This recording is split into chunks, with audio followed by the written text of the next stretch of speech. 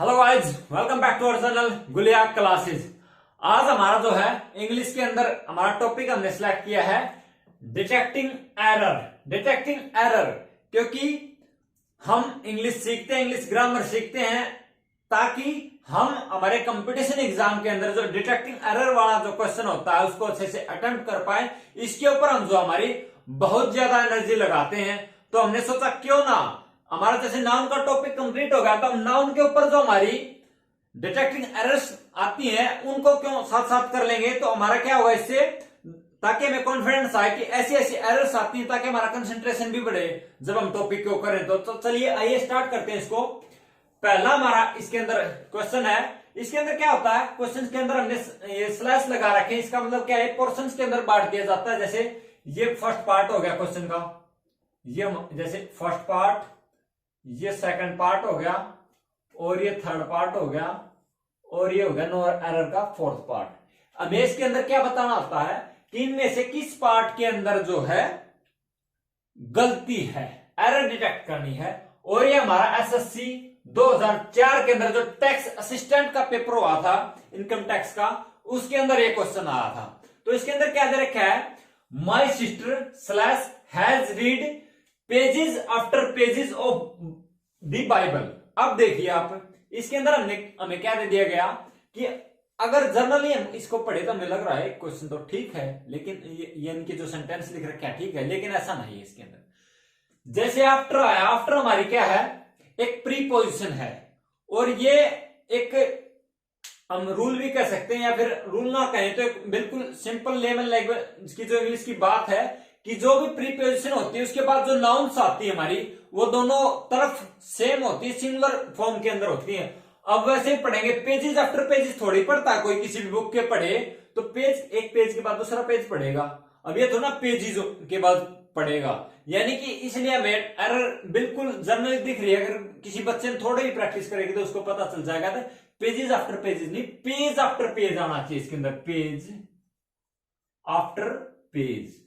यानी इसका जो हम रूल कह सकते हैं वो क्या है, या नियम, वो ये है कि जो जब भी प्रीपोजिशन आ जाए, आफ्टर हमारी प्रीपोजिशन है, प्रीपोजिशन, किसी भी प्रीपोजिशन के बाद उसके जो दोनों तरफ नाउन आएंगे वो सिंगुलर फॉर्म के अंदर होते हैं। ये हमारी जो यानी कि थर्ड पार्ट के अंदर जो हमारी एरर है इस क्वेश्चन के अंदर। नेक्स्ट क्वेश्चन हमारा क्या है, the prime minister was asked to write a forward to the book. देखिए अब हम देख रहे हैं प्राइम मिनिस्टर वाज आस्क्ड, हमें बिल्कुल लग रहा है इसके अंदर जो फर्स्ट पार्ट हमारा हमें कोई एरर नहीं लग रही है। सेकंड पार्ट देखते हैं, टू राइट ए फॉरवर्ड। अब फॉरवर्ड, कोई फॉरवर्ड का मतलब क्या होता है, आगे, उनको मतलब आगे लिखने, to the book. And third part और फोर्थ हमारा नो एरर वाला होता है पार्ट, सबके अंदर सेम होता है।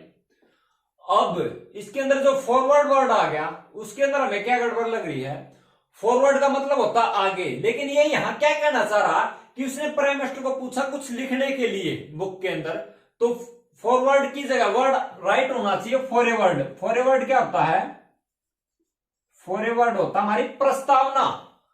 प्रस्तावना जो हम कहते हैं ना, जो स्टार्टिंग में लिखी होती है, या फिर जैसे हम देखते हैं कि जो बड़े बड़े नेता होते हैं कहीं जाते हैं तो उनके वहां पर एक जैसे एक जो विजिट करने आते हैं उनके लिए एक बुक रखी होती है, वो कुछ लिख के जाते हैं उनके अंदर, उनसे पूछा जाता है कि इसके अंदर आप कुछ लिखिए, आपके क्या विचार इसके अंदर, तो ऐसे लिखते हैं। तो ऐसे इनको पूछा था, prime minister was asked to write a forward to the book, यानी कि उनको एक प्रस्तावना हिंदी के अंदर वो लिखने के लिए इसके अंदर कहा गया, यानी फॉरवर्ड जो वर्ड इसके अंदर गलत है, इसकी जगह आना चाहिए हमारा फॉरवर्ड। नेक्स्ट हमारा है द लॉन्ग डिस्टेंस ट्रेन, यानी हमारा फर्स्ट पार्ट होगा यहां तक, which met with an accident.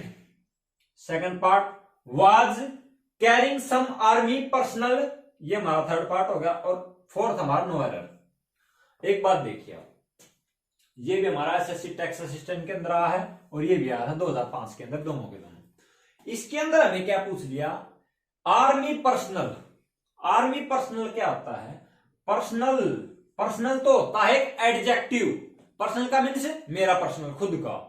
और जो यहां पर वर्ड यूज करना चाह रहा है आर्मी पर्सनल, उनके लिए हमेशा क्या वर्ड होता है, आर्मी पर्सनल के लिए वो स्पेलिंग ये होती है पर्सनल, डबल NEL, इसका मतलब होता है जो कर्मचारी आर्मी के जो स्टाफ है उसको लेके जाए जो ट्रेन जो उसका एक्सीडेंट हुआ, इसके बारे में कुछ ऐसा बताना चाह रहा है।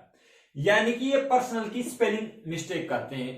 अब ये आपने देखे हैं अलग अलग जो वर्ड्स, ये वो वर्ड्स हैं जो हम ऐसे पढ़ते हैं कि यानी कि बोलने में एक जैसे लग रहे हैं, ऐसे वर्ड्स के ऊपर जो हमें ये गलतियां दे रहा है एग्जाम में। नेक्स्ट हम करते हैं the young man from the Japan found, यानी ये हमारा फर्स्ट पार्ट हो गया, young man from the Japan found the ascent of the mountain, second part, और थर्ड में हेड गोइंग, और फोर्थ नो एरर वाला होता है इसके अंदर। ये भी एसएससी टैक्स असिस्टेंट 2005 के अंदर हमारा एक क्वेश्चन आया।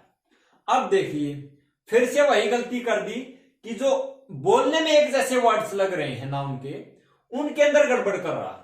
एसेंट, एसेंट का मीनिंग होता है अनुमति लेना, और यहां जो एसेंट का मीनिंग कहा जा रहा है माउंटेन पे चढ़ रहा है। The young man from the Japan found the ascent, ascent यानी चढ़ाई, ये कहना चाह रहा चढ़ाई को उसने थोड़ा मतलब ढलान पाई या फिर वो पाया जब वो यानी पहाड़ी के ऊपर माउंटेन के ऊपर चढ़ रहा था। तो उस एसेंट के लिए स्पेलिंग होती है ASCENT, एसेंट।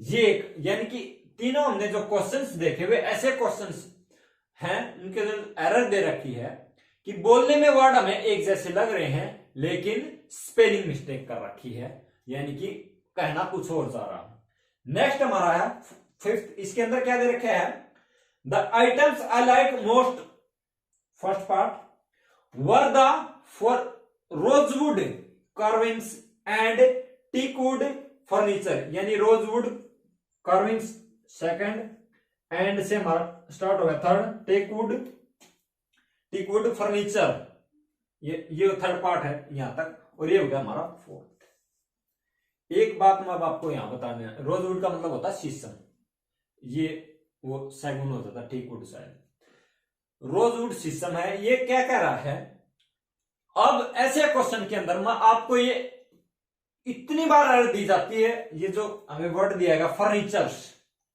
ये अनकाउंटेबल नाउन है, इसको कभी भी जो है हम प्लूरल फॉर्म में नहीं लिखते अनकाउंटेबल नाउन्स को, एस नहीं आएगा, एस को मैं मटे दे रहा हूं। अब ये ठीक हो गया, यानी जो हमारा थर्ड पार्ट था उसके अंदर थी एरर हमारी, फर्नीचर्स, जो इन्हें फर्नीचर्स लिख रखा था ये एस नहीं आना चाहिए इसके अंदर, यानी फर्नीचर होता हमेशा। आपको ये जो है ना एरर इतनी बार दी है, शायद मैंने देख लिया 10-15 बार। तो जो प्रीवियस क्वेश्चन हम देखते हैं इंग्लिश के डिटेक्टिंग एरर के, जब भी फर्नीचर लिखा हो तो थोड़ा उसको शांति से पढ़ना चाहिए हमें कि कहीं फर्नीचर्स तो नहीं लिख रखा है। ये एरर बार बार रिपीट कर रहा है एग्जामिनर, क्योंकि जिनकी प्रैक्टिस हो जाती है उनको पता चलने लग जाता है कि एग्जामिनर गलती कहां दे रहा है या कैसी गलती दे रहा है, कहां दे रहा है। थोड़ी प्रैक्टिस की जरूरत है, क्योंकि हमने नाउन का अभी टॉपिक पढ़ा, अगर नहीं आपने हमारी वीडियो देखी तो डिस्क्रिप्शन बॉक्स के अंदर आपको उसका लिंक मिल जाएगा। हमने जो है बेसिक से स्टार्ट की थी हमारी इंग्लिश की जर्नी, और उसके अंदर हमने जो है क्योंकि मेन हमारी रहता वकैब के ऊपर भी हम काम करें धीरे धीरे। डिटेक्टिंग एरर जो हमारा मेन एनर्जी जहां लगाते हैं ग्रामर को, इसलिए ताकि हम डिटेक्टिंग एरर कर ले, उसका भी ताकि हम ये प्रीवियस ईयर क्वेश्चन करें तो हमारे इजिली जो है धीरे धीरे हमारे कॉन्फिडेंस भी आता चला जाए साथ साथ, और एक आदत पड़ जाए हमें गलती पहचानने की, ताकि एकदम से ये लगे क्वेश्चन सिंपली अगर सेंटेंस पढ़ते हैं ना डायरेक्ट एग्जाम के अंदर प्रैक्टिस ना करके तो लगता है ठीक लग रखा है। बाई चांस हमें अगर हमारा बैकग्राउंड इंग्लिश का तो हमें कहीं ना कहीं फीलिंग आ जाती है, गलती तो नहीं पकड़ पाते क्यों, हमें फीलिंग आ जाती है फिर कि भाई इस पार्ट के अंदर एरर है। लेकिन प्रैक्टिस कर लें तो बेशक से अगर आपका बैकग्राउंड भी इंग्लिश नहीं तो आप इजीली इनको अटेम्प्ट कर पाएंगे। आइए आगे हम कुछ और जो हमारे क्वेश्चंस इनसे जो बने वो करते हैं। नेक्स्ट हमारा 6 के अंदर हमें क्या रखा है कि lawyer asked the complainant to put his sign on the paper.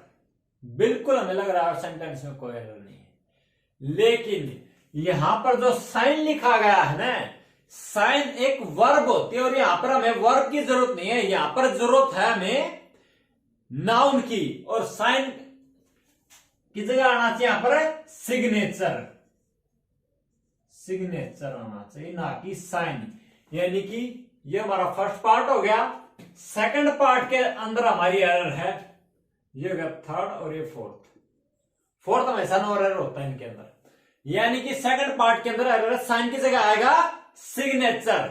आपको लग रहा दोनों हम शॉर्ट फॉर्म में लिखते हैं साइन, लेकिन साइन वर्ब होती है, साइन साइन साइन, और ये यहां पर आना चाहिए सिग्नेचर। ऐसी एरर देता जो हमारे दिमाग में रहता है कि हम ठीक लिख रहे हैं, ये एरर होती है। ये एसएससी टैक्स असिस्टेंट 2007 के अंदर क्वेश्चन पूछा गया था। नेक्स्ट हमारा the beautiful surrounding of the place enchanted me, यानी कि जो प्लेस यानी कि जो महल था उसके जो चारों तरफ का जो एरिया होता है उसकी सराउंडिंग्स होती है, यानी हरा भरा होता है, वो उसको क्या है एक बड़ा ही चकित करने वाला है, उसको बहुत प्यारा लगा या मुझे इसके अंदर एक कह रहा है। लेकिन एक बात ध्यान दीजिए, सराउंडिंग लिखा गया है, सराउंडिंग यहां क्या काम कर रहा है, सराउंडिंग यहां एक नाउन है, और नाउन जब भी सराउंडिंग को हम नाउन के रूप में यूज करेंगे तो हमेशा हम इसको प्लूरल फॉर्म यूज करेंगे, सराउंडिंग्स यूज होगा। यानी ये भी एरर है इसके अंदर, सराउंडिंग की जगह आना चाहिए सराउंडिंग। ये एसएससी टैक्स असिस्टेंट या फिर सेक्शन ऑफिसर के अंदर पूछा गया 2008 के अंदर। 8 के अंदर क्या है, no porter being available he carried all his luggages himself, यानी उसको कोई जो सामान ढोने वाला नहीं है, वो अपने जो है बोझ को लगेज को जो है खुद ही लेकर जा रहा था।